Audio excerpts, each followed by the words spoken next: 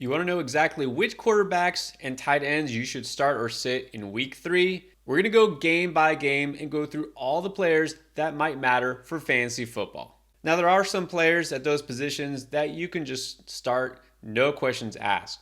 This week at quarterback, Pat Mahomes, Jalen Hurts, Josh Allen, Lamar Jackson, Justin Herbert, and Trevor Lawrence. At tight end, Travis Kelce, Mark Andrews, TJ Hawkinson, George Kittle, Dallas Goedert, and Darren Waller. Before we get to the games, we have a quick message for you.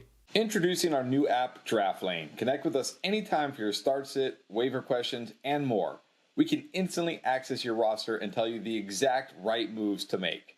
Access your past leagues and climb the Draft Lane leaderboard and see how you stack up against your competitors. Both Yahoo and Sleeper are supported. Download Draft Lane today and use the promo code ENDGAME to receive $10 in your account. Available on the App Store and Google Play. Thursday night, it's going to be the Giants at the 49ers. Let's start with Daniel Jones. We saw two different Daniel Jones in the Week 2 contest where the Giants somehow pulled it out. But they're going to be without Saquon Barkley. I think that might hurt. Going against 49ers, I think that might hurt too. But how do you feel about Daniel Jones now? I mean, on the one side, he runs. He could score a rushing touchdown, but you can't feel great about him in this matchup. So for me this week, he's 2 QB Superflex only.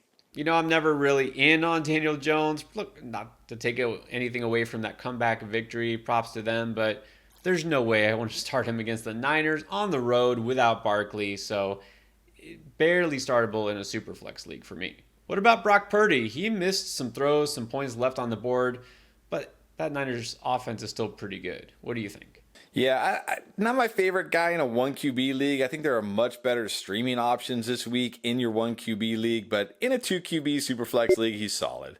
Well, I will say that Giants defense still looks pretty terrible, even though they pulled it out.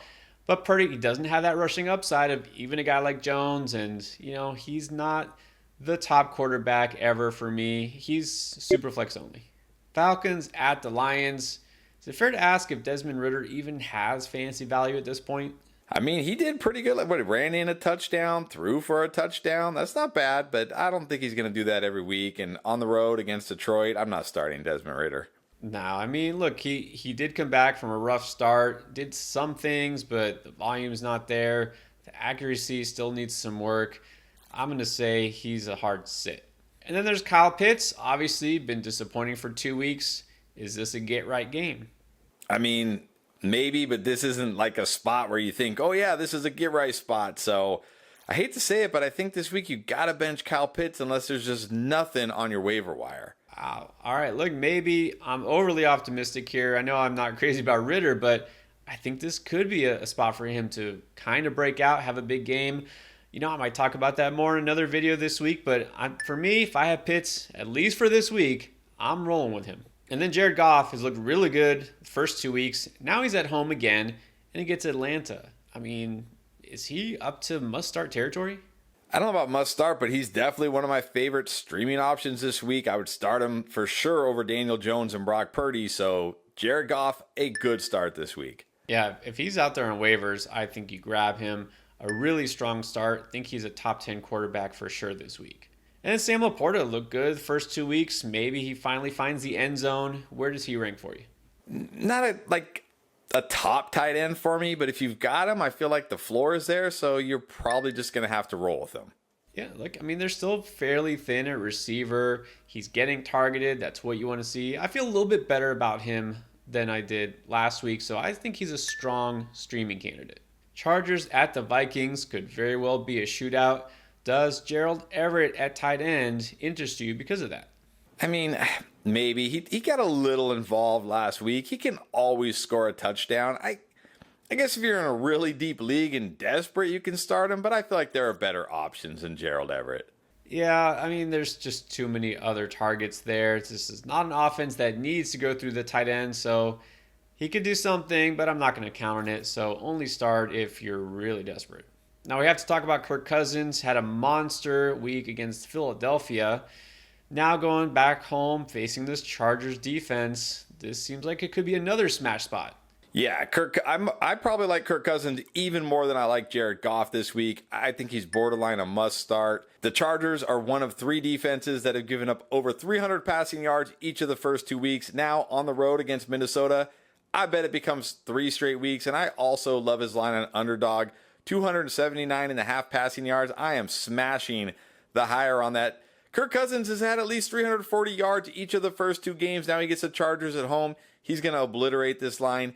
Give me Cousins everywhere I can, plus his line on underdog. Completely agree. If Cousins is out there, you almost have to start him.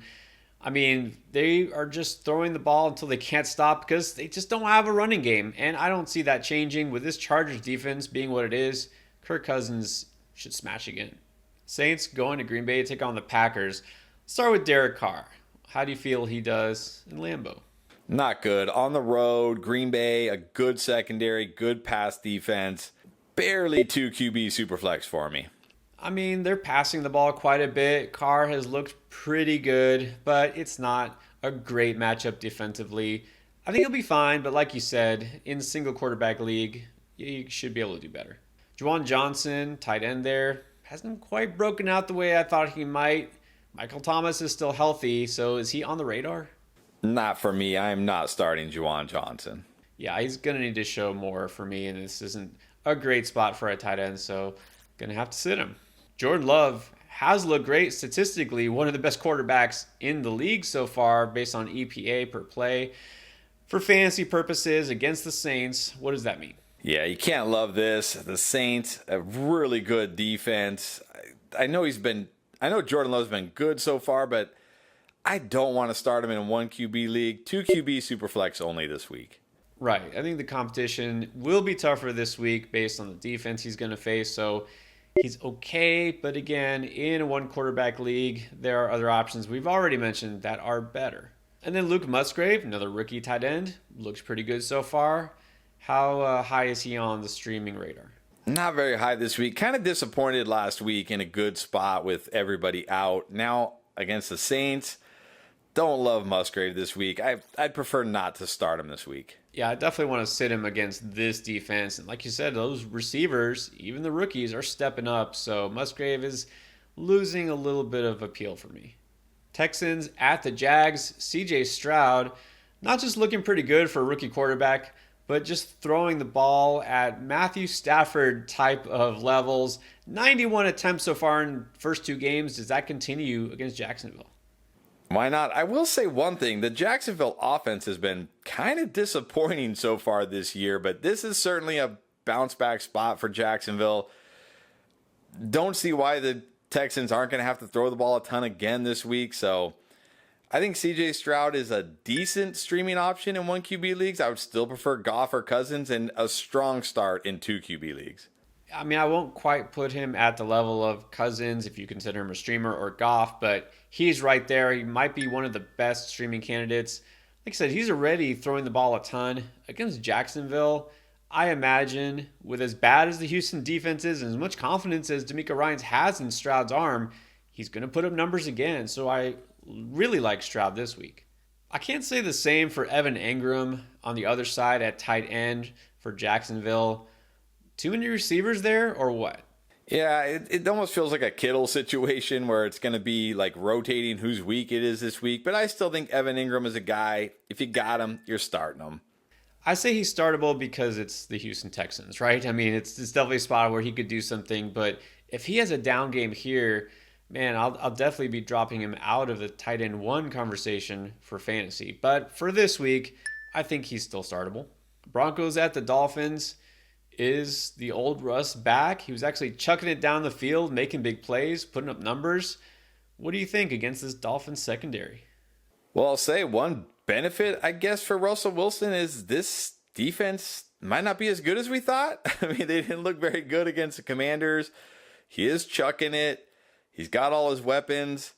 I still wouldn't want to start him in a 1 QB league, but I think in a Superflex or 2 QB league, he's fine.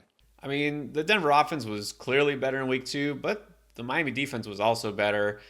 Vic Fangio getting this unit into shape a little bit. I'll say this does have some shootout potential because we know the Dolphins offense, but Denver also has a good defense. All told, I think he's super flex startable, but not more than that. And then what about Adam Troutman at tight end there? We know that Greg Dulcich is out for a while. Is Troutman on the radar? I don't think so. It didn't catch a pass last week. I don't know if that's because Jerry Jeudy is back or because Marvin Mims caught big passes or what, but man, can't be encouraged. Not starting Adam Troutman. Yeah, he did get a couple of targets, but they were off target, and this offense is going through receivers first. Yeah, Troutman is definitely not somebody you should be looking to start. And then in Miami, there's Tua. This isn't an ideal matchup. Where does he fall for you? Yeah, not an ideal matchup, but I mean, look what Sam Howell did against this defense. Like I said, maybe this defense isn't as good as we thought, or maybe they're just off to a slow start. I don't know, but I think if you got Tua, you're pretty much playing Tua. Yeah, look, there are some teams that drafted him as their second quarterback. Maybe they had somebody else a little higher up, like a Lamar Jackson or Justin Fields. If you're not sold on your guy, like maybe it is Deshaun Watson or Justin Fields who haven't really impressed so far, you might want to pivot to Tua. If Tua is your starting quarterback, you are fine with him this week. Tennessee taking on Cleveland. Got to talk about Ryan Tannehill. Did some things last week, but is that enough to interest you in fantasy? No, I mean, he'll do this every so often. He'll do some things, but now on the road in Cleveland, yeah, hard pass on Ryan Tannehill. I mean, you already know I don't want Ryan Tannehill, but look, this Cleveland pass defenses look really good. They are legit. There's no way I'm touching Tannehill, no matter the format. And I think that doesn't, inspire me to start Chig Okonkwo. I like the player, just don't like the situation, so he's a hard sit for me. Same. Hard pass on Chig. All right, let's talk about Deshaun Watson.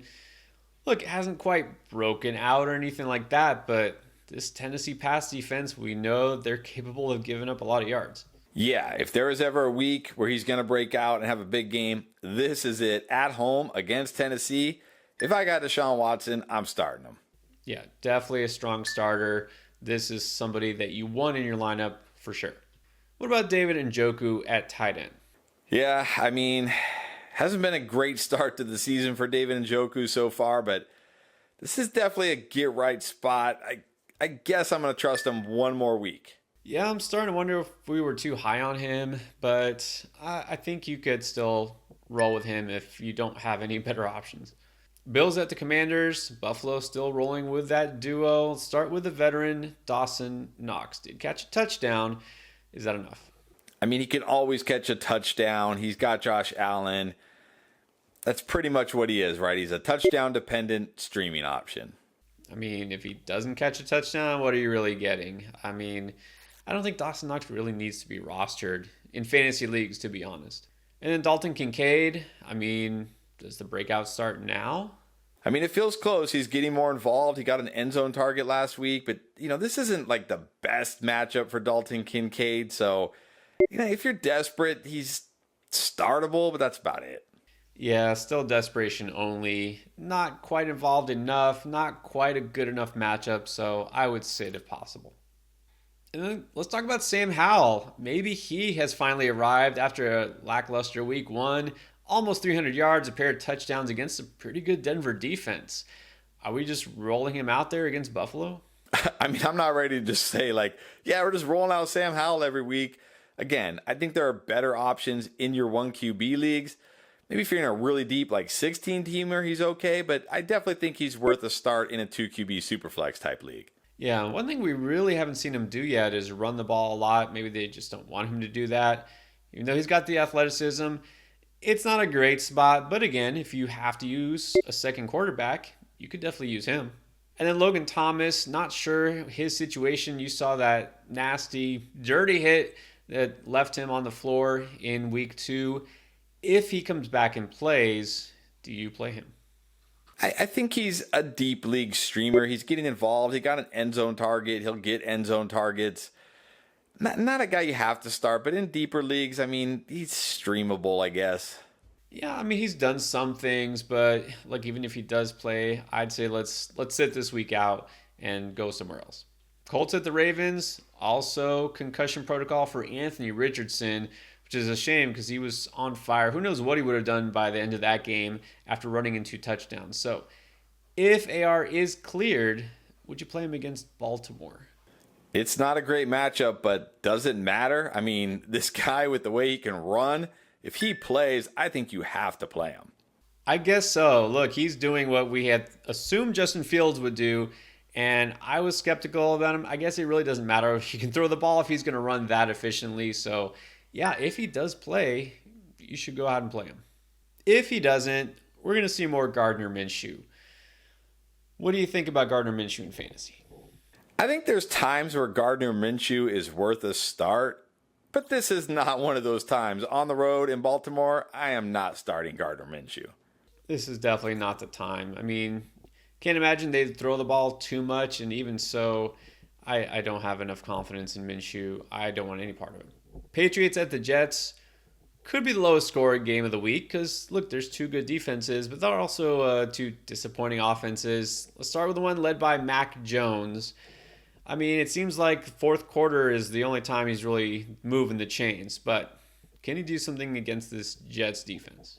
Probably not, and I say that not just because I think the Jets defense will shut him down, but also because this isn't going to be a game like the first two where the Patriots are forced to throw the ball a lot because that Jets offense is probably not going to do anything. So, yeah, I don't want to start Mac Jones in any format this week. I'd rather just avoid any part of the passing game for either side of this matchup.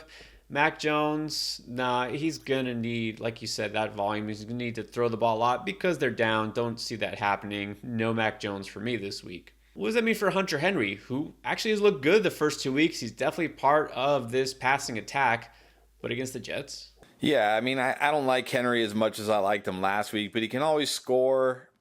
He's involved. Although I will say one thing that may hurt Henry going forward is Devontae Parker was back, and he actually got a lot of targets in week 2. So if they're not throwing as much, I don't know if there's going to be a lot for Henry. I'm going to put him in that, like, touchdown streaming type option. Yeah, he was one of my favorite streamers, tight end last week. He's going to be one of my least favorite this week. I don't think he can keep it going third straight week, so I'd rather look somewhere else. And then there's Zach Wilson. I mean, he has had good games in the past. Maybe it happens this week against the Patriots. Maybe, but it won't be in any of my lineups. I am not starting them. I mean, I'm not either, but just figured I'd throw that out there. Carolina at Seattle. Start with the rookie, Bryce Young. Maybe this is the week he come through with some big yardage. Probably not. Unlike the Texans, they're not asking Bryce Young to throw a ton. On the road in Seattle, I'm sitting Bryce Young. Yeah, sorry, there's just not enough here. It'll happen eventually, I figure one day, but just the weapons aren't there. This offense is too conservative. Hard no to Bryce Young. Geno Smith did have a nice bounce back in week 2 at home against the Panthers. Where does he fall for you among QB ranks? I mean, he should be startable this week, even in a 1 QB league. He didn't look good the last time they were at home, but then he looked great on the road last week. So, there's probably at least 3 guys I prefer over him this week. But I still think, even in a 1 QB league, he's startable. Yeah, I feel like he's kind of maybe around QB 15 range. Not high enough to crack, in your typical 12-team league, your starting lineup as a quarterback. You shouldn't really be desperate at quarterback at this point with, not that many guys with injuries, no buys. So you're probably not starting him unless it's a super flex league. Bears at the Chiefs. Here it comes. What do we do with Justin Fields? I'm giving him another shot. I'm starting him again. It's the Chiefs. If nothing else, they'll probably have to throw a lot, and maybe he starts running more. That's the thing. We need to see him running more, please. Like, you give me 200 yards passing, I expect Justin Fields to be breaking fantasy football. Let this guy run. I'm giving him another shot. I'm starting him. I feel like they're trying so hard to prove that he can pass the ball and that he can make DJ Moore, valuable in that offense. And they're handcuffing him basically. Like you said, that's what makes him valuable is he can run. Will it happen this week? I don't know. I really don't know. I mean, look, if you have a guy like a Goff or Cousins, Stroud, maybe a high-end streamer, I don't mind switching away from Fields. But otherwise, he's your guy. Give him another shot. And then what about Cole Kmet? Like most Bears on offense this year, hasn't done much. Yeah, not starting Cole Kmet. Even in this matchup, I mean, it's the offense, not the player. Not starting him. Yeah, you can't look at Komet. There's plenty of other tight ends out there. Cowboys at the Cardinals. Start with Dak Prescott. Hasn't put up huge numbers the first 2 weeks, but he hasn't really needed to. Yeah, he might not need to this week, or he might just put up huge numbers in the first half because it's the Cardinals. You got to start Dak Prescott. Yeah, I mean, look, Cardinals at least putting up a fight when they lose. Almost won, should have won last week. But look, even last week when they really didn't even have to throw the ball at all, at least they did. Dak came up with decent numbers. I think he can at least go higher than his current line on Underdog, which is 225.5 yards.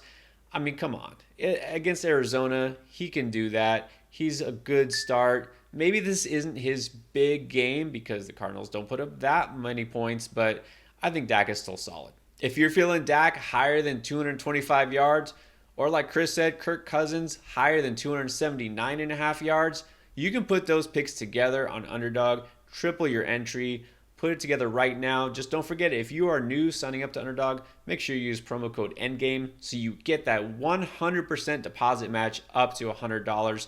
You can even pick up to 5 different players, higher or lower, and get 20 times your entry. So check it out. And then his tight end, Jake Ferguson, did catch a touchdown. He's getting targets. Otherwise, the yardage still isn't there, though. No, but it's a good enough matchup this week against the Cardinals that I think Jake Ferguson is a streaming option this week at tight end. I feel like he's always going to be a decent streaming option because he's part of this passing game. The only thing I don't like is that I also saw them target the other tight ends in the red zone, both of the other 2 tight ends, Hendershot and Schoonmaker. I don't feel like Ferguson's ever the high-end option, but he's always an option. Josh Dobbs, I mean, you might think automatic sit against this Cowboys defense. Look, he had a pretty nice rushing touchdown. He's not turning the ball over. Is Dobbs streamable? No, he's an automatic sit against his Cowboys defense. I mean, I guess there's a couple of quarterbacks I like less in a super flex league, but man, you're getting deep here. What about Zach Ertz, though? Getting targeted. Getting targeted, but what are those targets leading to? Not much. I mean, he had an easy touchdown and Dobbs missed them. I guess there's worse options because he is getting targeted, but man, deep league streamer. Yeah, I mean, he's definitely jumping up there in the rankings, but this is not the week to start Ertz if you can help it. Steelers taking on the Raiders. Kenny Pickett. Are we going to see anything different in week 3? I mean, we better. It's the Raiders. If we don't see something different, if he doesn't come out and have a nice game, if this offense doesn't look better, we're in full-fledged panic mode. I still don't think I could trust him in a 1 QB league. There are better options, but in a 2 QB Superflex league, he's startable. In his defense, to some extent, I will say, faced 2 really, really tough pass defenses in the first 2 weeks. This could be a get-right spot, but I'm not going to find out with him in my lineup no matter how deep the league is, so you can't start him. Pat Freiermuth, I mean, you like the player, but do you like the situation enough? Yeah, and in this matchup, I think you got Pat Freiermuth. You're just starting Pat Freiermuth. Like I said, even though I can't go so far as to recommend Pickett, I can still roll with Muth if I got him. So yeah, I think he's still a good start. And then there's Jimmy G. Hopefully he's got both his starting receivers, Devontae Adams and Jacoby Myers, back for this game. If so, would you recommend him? No, against the Steelers, can't do it with Jimmy G. Yeah, with Pittsburgh, the problem has been the offense, not so much the defense. Jimmy G, 2 QB league at best. Eagles taking on the Bucks. Baker Mayfield, I mean, look, maybe I owe him an apology too because was completely out on him. He's looked pretty good so far, but now he gets the Eagles.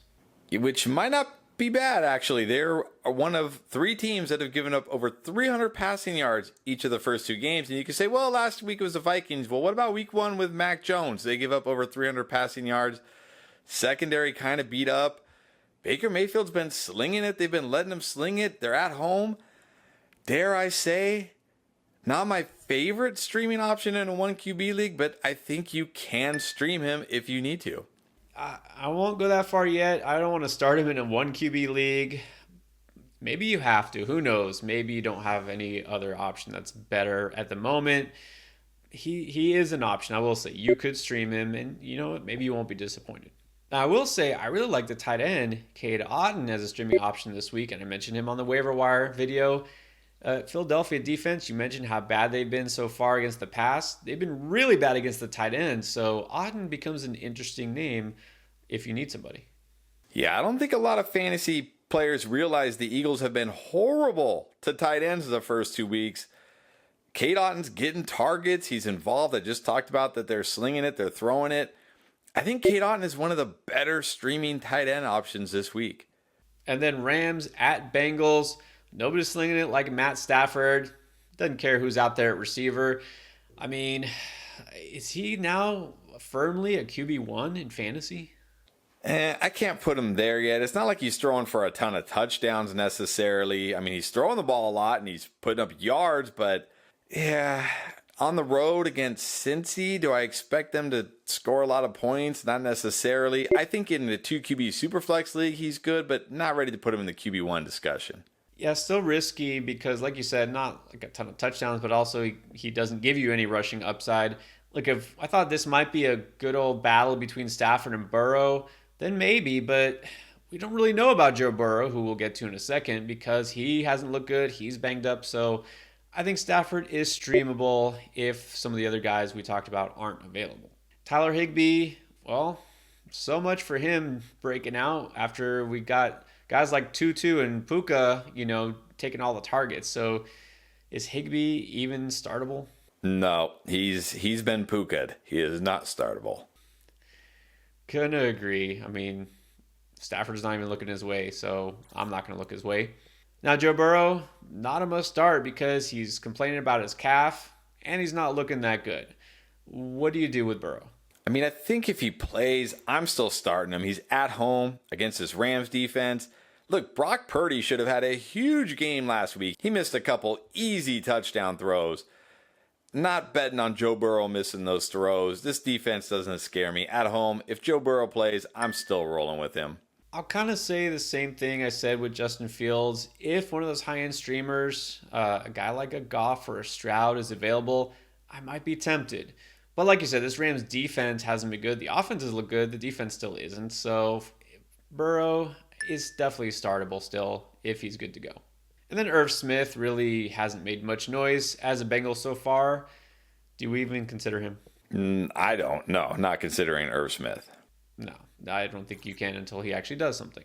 Now you know which quarterbacks and tight ends to start or sit. Don't forget all your other positions. We've got a playlist with all the best fantasy advice for week 3 right here.